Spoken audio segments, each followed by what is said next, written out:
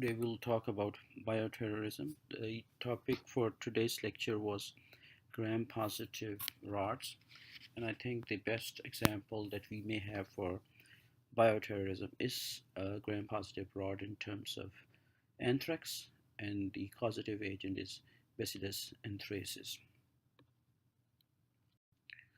And one of the most important thing that we want to know in bioterrorism is that there are bioterrorist agents there are out there, and we have to create not only public awareness but also awareness among healthcare team that they pretty much know what their response should be if God forbid something of that nature happens. And you can see from these posters that the number one threat in terms of bioterrorism is anthrax, whereas we do have smallpox and we have Yersinia pestis and some other viruses also there. So let's see what is the definition of bioterrorism is. So the most important thing in bioterrorism is that it is a deliberate release. So it's not a natural release that occurs naturally because of a epidemic or because of some other cause like we normally see usually in winter months. There are a lot of flu viruses around, and people may get higher incidences of flu in a particular area. But this time when we talk of bioterrorism, we basically are talking about a deliberate release by a person, by a group of people, by anybody. So that's a deliberate release of a particular microorganism or microbiological agent like a virus, bacteria, or as a matter of fact, any other germs or part of the germs in terms of toxins, in terms of any other thing that may cause either illness called morbidity or death called fatality. And this may affect people, it may affect animals, or it may affect plants. So this is the definition of bioterrorism, and at all times CDC and even NIH and the government agencies want all the health related caregivers to be familiar with that and be prepared. So part of the training is usually called preparedness for such a calamity that may befall a community or a city or a country. Now, what are these biological agents that are normally used? Number one thing you have to understand is that most of these agents that are used for creating such a threat are typically found in nature, and it's possible that they could be manipulated, they could be changed to increase their ability to cause a disease. And the problem we have in terms of dealing with these kind of threats is that they are becoming more and more resistant to current medicines. And then once these are released in public, in a civil society, their chances are that they can spread very rapidly in the environment. The other important thing is that they can be released in the air, or they can be used in water supply or food supply chain. So anything that can come across the people can affect the outcome of how a bioterrorism threat is dealt with. Now, one of the important questions usually asked is that why would people want to use that biological agent? The reason is that if somebody was to secretly go in a in a city or in a place where they want to implant or they want to plant a threat over there and then disappear from the scene, so to speak, a crime scene. So there's an ample time for them. It's not like a conventional bomb or something like that that will explode instantaneously. So you basically can go and release that. It's going to take some time, hours and days, for a person to not get noticed and then again disappear from the scene. So this is important in terms of the use of traditionally biological agents, especially anthrax. But you also have to keep in mind that some, like smallpox, for example, virus, it can be spread from person to person, whereas anthrax that we had this scare in 2001 cannot be spread from person to person.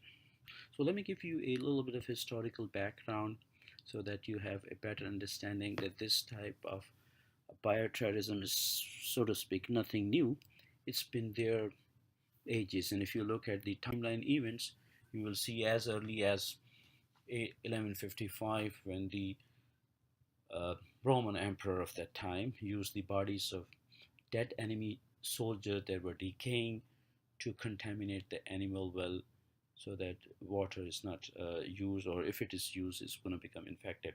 And then again, over years, uh, different nations and different kings have been using that in different forms, where they've been catapulting dead bodies or infected bodies into enemies' castles, or uh, piling up the excrements of, you know, all this organic waste from these dead people, so that it caused problems.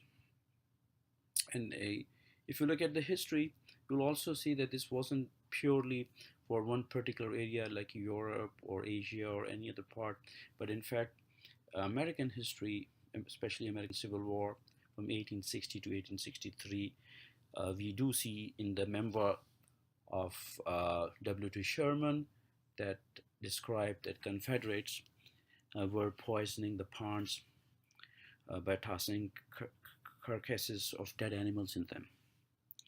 And then, even to such an extent that they had one of the physicians that attempted to use even smallpox against the Union troops. So you can see that there have been this kind of a crude, we call crude use of biological agents over time in many different parts of the world. And this kind of activity in terms of, so to speak, non-conventional way of utilizing a source that can affect people and that can jeopardize the life of even a civil society. But this has been demonstrated, and you can read the historical events all over the world. Even you can see in some parts of the world, for example, in this particular slide that you're looking at right now, is that there have been different cults, different small organizations, sometimes a single person or a group of people, where they wanted to, for example, contaminate restaurant salad bars with Salmonella typhimurium, or use, for example, let's say Ebola virus. That's pretty dangerous though. Or use any other toxins like botulinum toxin or Q fever or Ebola in Japan and many different parts of the world. But the recent memory that most of us have is the anthrax contaminated letters. They were basically sent to the people, and also keep in mind that these, especially Bacillus anthracis, has the capability of forming spores, so they can exist in the form of powder, and people are going to open that powder, they're going to touch it, and they will inhale it. So there are chances for cutaneous as well as respiratory anthrax. And those of you who did follow, especially these anthrax contaminated letters, they pretty much found out that they can go and find out the strain and trace back the strain to a particular lab or a research lab, where there are a set of people that basically have an authority to use it, and then can be traced back in terms of where the origin of that particular virus or particular bacteria or any other microorganisms can be traced to. This slide will tell you again, historically, that in July of 1763, you see that there was a plan that they tried to inoculate the Indians by means of blankets. So basically, they wanted to put that infective agent to the blankets and pass this blanket on to poor Indians. So they kind of think that you're helping them, but in disguise you wanted to kill them. And then again, uh, this part of weaponizing or weapons of mass destructions that you've been hearing for a long time has been a story even in U.S. military history as well, that war games were being played in Pacific, where they would involve some of like caged animals and then release the lethal agents, and then again see what the effects are. But they didn't realize that basically in the Cold War between US and Soviet Union, things have been kind of pretty creepy, and they were kind of, both of them were accumulating tons of information and tons of biological weapon for use till 1942, when the officially US began an offensive to basically stop that. And then at that time, when they decided to stop that, especially for anthrax and bacillus anthracis, they had already produced spores of at least 5,000 bombs filled with that. So that's like a historical perspective that you can see for yourself. And then you will also see that there's a chart over here that basically keeps in mind that not only are we interested in terms of what the biological agent is, but we want also to find out what is the ideology behind that particular person or particular group of person or cult, and what is the target, and what kind of agents they have they use, and what's the outcome for that. So the idea is that we want to be prepared for something that we call proactive preparation. So we pretty much would know if such and such thing happens, what is it that we need to do, and we can then plan accordingly. And then going to read out the stories over here of the recent events, and then a nice table over here for your individual reading. It will give you historical perspective of things that may have happened in this country or in the world. Another question people usually ask is that why is it that this biological agent or bioterrorism becomes so attractive to people who want to pursue that course? Well, there are many answers for that. Number one is that they are very easily acquired. So all you need to do basically is, with this internet world, you can just get hold of that uh, microorganism, and you just need like a couple of mils. If you remember, traditionally, one of the officers of State Department presented in the to the rest of the world, in the United Nations, that this is enough to eliminate the whole country. So that's true. So you just need a couple of milliliters of couple of you know uh, bacteria to cause such a havoc in the world. And if you compare that in terms of the cost that you may get for preparing, for example, a conventional weapon or a nuclear weapon in terms of millions and trillions, you just need $1 in terms of expenditure. As far as their lethality is concerned, again, you will see that they can cause more damage than what a conventional uh, weapon would do. So that always brings caution, that brings preparedness, that brings information for us to know.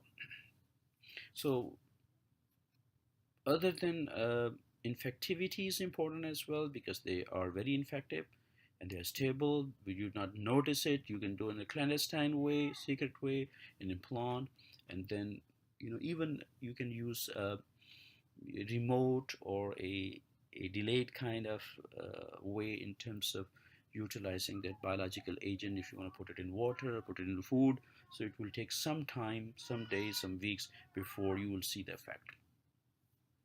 So the next question we have to ask ourselves is that how would we know? Because we don't want to panic. Because that's another important thing in terms of dealing bioterrorism, is that you should not panic and you should not blow things out of proportion, because panic will cause more harm than the actual bioterrorism agent. So some of the points are important. For example, if you do see that multiple people are ill at the same time, that's what the definition of epidemic is. And then people who were previously pretty much healthy, all of a sudden they become affected, and people become sick, people start dying. And then again, they would obviously do a test on them and find out if they can relate the same organism to all the people. So you have to be careful. And then again, at the many times, sometimes there are claims by those terrorists or other parties to brag about what they have done or they plan to do. And then again, you will also see some of the animals dying in the zoo, or some of the other untoward events that may happen may suggest to you. But again, there's a word of caution. So you have to make sure that you do your homework before you declare such an emergency. And normally, what a good response will be in terms, especially if it is a respiratory disease, as we saw in swine flu and bird flu, and many things that you recently saw. And then you see an epidemic, you see a lot of different kind of scenario in terms of symptoms. And then again, you see a pretty much a seasonal difference, that for example, flu will come in winter, and all of a sudden you see that happening in summer. And then also we need to determine the genetics of that particular microorganism that's been used, and want to make sure that we establish the cause of death for those people who may have that problem. Now, what CDC has done is that they basically have categorized quite a few microorganisms, and there's a list of that. You can look at CDC website. They have given almost alphabetically a list from A to Z. So this, they keep on changing that. But the most important thing that I want to talk about today is category A agents, because these are the ones that are easily spread, they can be transmitted from person to person, and they have this potential to cause a major public health impact. So people can panic, public can panic, social life can disrupt, and then create a very big problem, especially for the public health preparedness. I want you to remember six important category A agents. Of course, anthrax is on the top, smallpox, botulinum toxin, bubonic plague, viral hemorrhagic fever, and tularemia. Now, interestingly, uh, Bacillus anthracis that causes anthrax remains at the top, and then rest of them are mostly viruses or toxins. If you look at category B, that is a little bit moderate as compared to A, but we do have a list of category B agents, and you will see uh, brucellosis there, epsilon toxin of Clostridium perfringens there, salmonella there, glanders, milidosis, psittacosis, Q fever, ricin toxin, staphylococcus, coccal enterotoxin B, typhus, viral encephalitis, and then there are some other threats that may happen, especially contaminating water supply, like Vibrio cholera and Cryptosporidium parvum. And this keeps on changing depending upon which state, which country are you talking about. But these could be the possible the threats. And then again, category C or have a little bit lower than that, and they usually include some of the emerging pathogens that are coming up, but not been categorized into A and B. But nevertheless, let's have a little bit of detail of the agents that I mentioned earlier about the six important category A biological agents. So Bacillus anthracis, the causative uh, microorganism for anthrax. This is a encapsulated aerobic gram-positive rod. And again, you can see that it has a capability of spore forming, that it's going to become vegetative. It will be difficult to treat. That's why they make a powder of. It can spread in the environment and cause problem. And when, especially for humans, it's usually happens to animals, but if humans get infected, most commonly they have skin or cutaneous infections. And very rarely they may have respiratory, gastrointestinal, or oropharyngeal form. But we do see mostly skin involved. And then that type of involvement comes from direct contact with the spores, and it's, as I said, they're in the nature, especially if you come across infected animals or any animal products, and if you happen to work with animals, so you may have an exposure as an occupational exposure, and then you can inhale these aerosolized spores. You can eat raw meat and get into your system. But one thing you have to keep in mind is there is no person to person transmission of inhalation or gastrointestinal anthrax. The other important thing for this particular bacteria, Bacillus anthracis, is that if you do see a case, you have to report it. So you not only have to report a confirmed case, but also report a suspected case immediately to your local or state department. So that's a law. Now, in a typical life cycle of a anthrax spore, you can see from here, these are the anthrax spore, and then they are there out in periphery, in open. So if they come in contact with animals, cows and sheep, people can either touch them, come across them, use their meat, use their milk and other products. Or if somebody comes closer to these animals or the spores, he or she can touch, have cutaneous, inhale, ingest. And the third important thing is a vector, which we call it biting fly. So basically it can take the vegetative form or the spore form from the human to the animal, or from the animal to the human. So it acts like a vector, a go between. And then again, you can see a typical respiratory infection over here. Now, I hope that you don't see that ever in your life, but these are some of the pictures by Dr. Chotani, and they've been there just for public awareness as well, for us to understand the impact of especially anthrax and why people are scared, and they do have a good reason to be so. So you can see from here a cutaneous involvement, a typical ulcer. It can be very close to eye, can involve the eye, and very extreme form of, if I was to look at it, I would have thought that they are cancerous, maybe a basal cell carcinoma or a melanoma or squamous cell carcinoma. Look at the crater, look at the edges of the ulcer, but they basically are the lesions of anthrax. The other important thing is that anthrax develops quickly. Cancers may take a little bit of time. So what you see is that a small vesicle erupts, like a small kind of a swelling that has a liquid there, and then you can see day 4, day 6, and by the day 7 it is really malignant, it is really dangerous. So it is a challenge for us to treat. And these slides basically are copyrighted by, as I said, Dr. Chotani, and properly referred in these slides. Another lesion you can see of cutaneous, so you'll see day 7 vesiculation, and then gradually moving to ulceration of the initial macular or papillary anthrax skin lesion. And then in the right hand side you can see a typically a scar. So that happens 15 days of illness, and that pretty much unfortunately shows the typical of the last stage of the lesion, and then again it may be detrimental or fatal for the patient.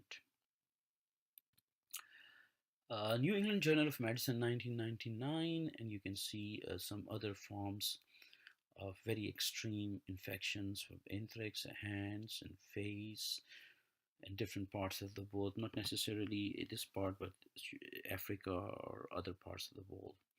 This slide shows you a healed scar after treatment.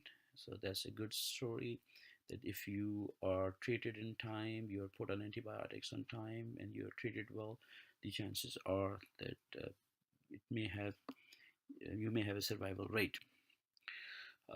This picture shows you the edema, and then also shows you the lesions. And as a word of caution is that whenever you see any skin lesion, don't underestimate it, and don't delay seeking an opinion, because skin lesions are look very simple, but they are not that simple. You need to have an expert opinion on that. And we have a special branch of medicine, dermatology, and to a naked eye everything looks the same, but this is not the same. And as a word of caution, I would also advise you not to ask and seek people take over the counter lotions and creams and so on and so forth, because sometimes the lesions are such that if you don't initiate the therapy in time, it will be not good for the patient, or it may delay the treatment. So always play a word of caution. And also keep in mind that some of the skin lesions may be the early signs of a systemic disease, and there may be something else going on. So that's a word of caution, and I would do that unless you're really trained for do that, because as we say that eyes don't see what mind doesn't know. If you don't know what is it, you will never see that, but it's there.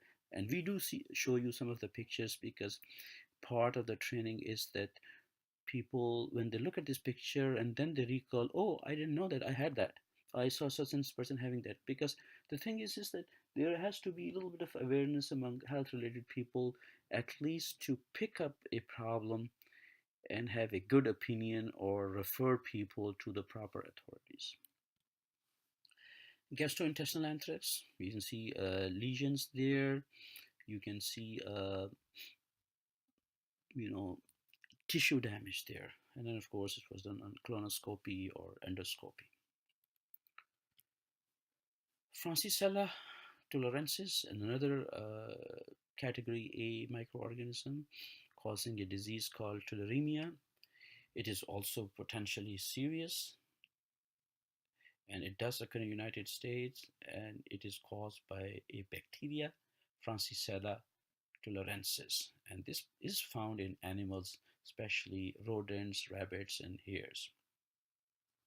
People who get tularemia, they will have a sudden fever, chills, headaches, diarrhea, muscle aches, and then over time they will have, we call it progressive weakness, once the muscle, more and more muscle gets involved. And in the end, people may have pneumonia, they develop chest pain, bloody sputum, and then difficulty in breathing, and sometimes the breathing may totally stop, and that will be fatal. Typical history is that if you ask these people and investigate, there is a history of being bitten by an infected tick, deer fly, or any other insect, or they have been handling infected animal carcasses, or they have been eating or drinking contaminated food that's been contaminated with Francisella tularensis. So the important thing you need to know is that tularemia is not known to be spread from person to person. People who have tularemia do not need to be isolated, and people who have been exposed to tularemia bacteria should be treated ASAP, because as I said earlier, it could be fatal if it's not treated in time. And this is a typical picture of this woman having a swelling of tularemia. It looks like an abscess, but if you were to do a biopsy and you look at the microorganism, you will see a typical bacteria.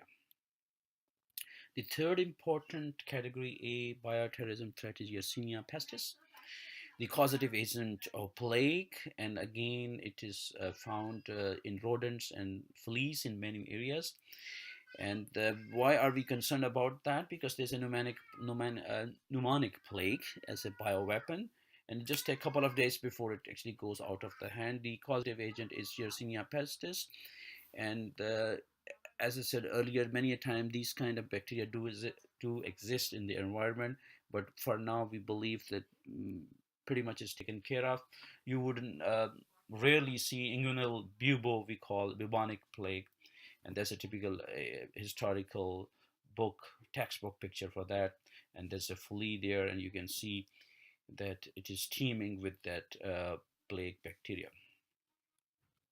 Clostridium botulinum again is an important thing, and we will discuss that again in detail as a part of Clostridium. And there are different kinds of, there are actually uh, different types of Clostridium. One of the Clostridium that causes botulism is the one that causes muscle paralysis disease. There's a toxin release by that particular bacteria that will cause respiratory arrest, and that will cause a big problem. And you can also see it's very bad in terms of causing lethality and problem morbidity, but a good use can be made because Botox, for example, is used to basically treat people for anti-aging. And if you look at the details again, you'll also see that it's very common in foodborne. If you want to go for especially honey, you have to make sure that there is no such contamination by Clostridium botulinum. And then some of the other diseases are there, not that important, but they are infectious to animals, especially brucella. And this brucella is primarily passed among the animal, and they cause diseases. And you wonder, why are we talking about that? Because we come in contact with these animals, we eat their meat or drink their milk, and sometimes we have them as pet. But humans can become infected when they come in contact with them or they consume their products. So we have a disease called brucellosis, and it's not very common here, but you can see with 100 to 200 cases every year, but it is there, and we need to know that.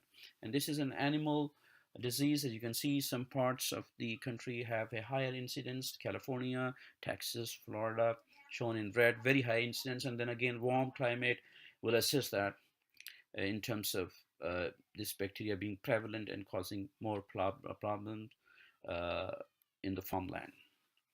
Smallpox, to our knowledge, we think is a pox virus. It's been eliminated from the world because of the vaccination. It is also called variola major. Uh, and this is the most common form of smallpox. It usually comes with a very extensive rash and a very high fever. And then we can see that pretty much it kind of takes over the person's whole skin. And if you were to look at historically, this variola major fatality was about like 30%. And it starts with a very small lesion and then expands for the whole body. And sometimes the outbreaks also occur.